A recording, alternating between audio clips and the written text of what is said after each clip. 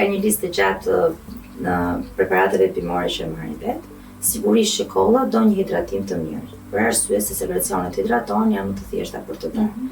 Ndoshta është dhe një nga menaxhimet e kollës. Prandaj her pas here njerëzit që kanë kollë pinë çajra. Çajra të ndryshme në çaj dafinës, çaj malit, çaj blirit, sigurisht që të gjitha këto çajra me mekanizma të ndryshme ndihmojnë me hidratim ose me efektet që kanë bimën, ndihmojnë në kollë.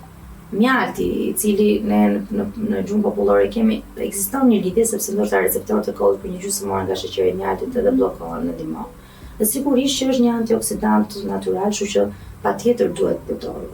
Çfarë mund të përdorur është prapë ato ushqimet që sillin refluksin e stomakut, që janë ato të skuqurat, pijet energjike, pijet me gaz, kafja e shpeshtuar. Të gjitha këto në një pacient që ka kollë nuk duhen konsumuar sepse ndoshta duke ushtuar dhe refluksi i stomakut mund të shtohet zgjatja e kollës ose të përkeqësohet kolla. Sepse një nga mekanizmat që shkakton kollën është refluksi kronik ose refluksi akut i stomakut.